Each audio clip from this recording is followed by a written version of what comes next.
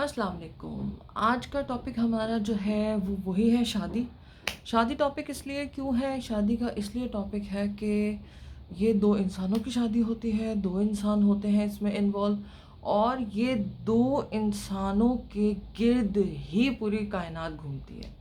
तो इसलिए इन शादी का टॉपिक इतना आसान नहीं होता, इतना सीधा नहीं है। तो ये बहुत मुश्किल टॉपिक है और इसको समझना बहुत ज़रूरी है। दूसरी चीज़ ये है कि आज हम देखेंगे कि शैतान इन दो लोगों के दरमियान में, इन दो इंसानों के दरमियान में कैसे जंप लगा के बीच में आ जाता है, और वो हरगिज़ बर्दाश्त नहीं करता कि ये दो लोग किसी भी तरह से अच्छे रहें, किसी तरह से पुरसुकून रहें। अगर इनकी ज़िंदगी अच्छी होगी तो इनके गिर्द की सारी प्रॉब्लम, सारी कायनात ज़बरदस्त हो जाएगी। तो आज उस शैतान के हरबे को देखते हैं कि वो किस तरह से हरबा करता है। एक हरबा उसने चलाया था जन्नत में, जहाँ हज़रत आदम अलैहिस्सलाम और हज़रत हव्वा अलैहिस्सलाम, जो कि हमारी माँ हैं, वो जो थी वो वहाँ थी, वहाँ उनको बहकाया उसने। सबसे पहला हरबा उसका ये था, और उसने उन दोनों को जन्नत से निकलवा दिया।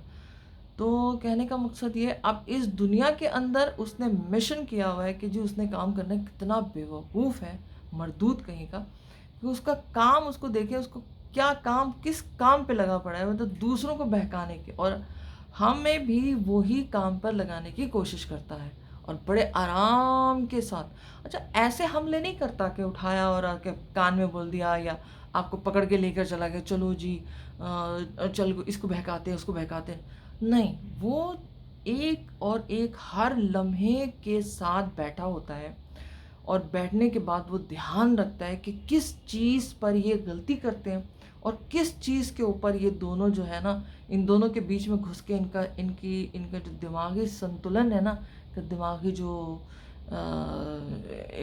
यकसानियत है, उसको किस तरह से तोड़ा जाए, किस तरह से इनको डिस्टर्ब किया जाए। जब ये दोनों डिस्टर्ब हो गए तो समझ ले पूरी कायनात डिस्टर्ब हो गई। सब कुछ इनके गिर्द जो एक गहरा चल रहा है, इनके गिर्द जो एक फील्ड बनी हुई है, जो इनके गिर्द एक बहुत ज़बरदस्त ऑरा है इनका खूबसूरत, वो ऑरा को किस तरह से तोड़ा जाए। और जब ये ऑरा टूट जाता है, तो जब ये ऑरा ख़राब हो जाता है, तो फिर तो आप सोच नहीं सकते कि कितनी प्रॉब्लम्स, कितनी चीज़ें इन दोनों के दरमियान में आ जाती हैं, और कहाँ से निकलते हैं, कहाँ पहुँचते हैं, तसव्वुर नहीं कर सकते। सब कुछ ख़त्म होता चला जाता है। और ये जैसे जैसे टॉपिक्स हमारा आगे बढ़ता जाएगा, उसके मुताबिक मैं आपको बताती भी जाऊँगी कि ये किस तरह। सबसे पहला हमला तो ये करता है कि ये दोनों तो बहुत खुश हैं, ये तो किसी बहकावे में भी आ ही नहीं रहे, इनको तो दिल खुश है, इत्मीनान है, अल्लाह सुब्हानहू तआला की रहमतें इन पे नाज़िल हैं, और ये इतने मस्त मगन हैं। लेकिन वो इन दोनों को भी नहीं बहका सकता, इन दोनों के करीब भी नहीं आ सकता। अब वो ऐसे लोग तलाश करेगा जो इनके अपने ही अंदर के लोग हों। अब इनके अपने के अंदर लोग जो हैं वो एक लम्हे की सोच लाते हैं, और ये हमला कर देता है उस बंदे पर।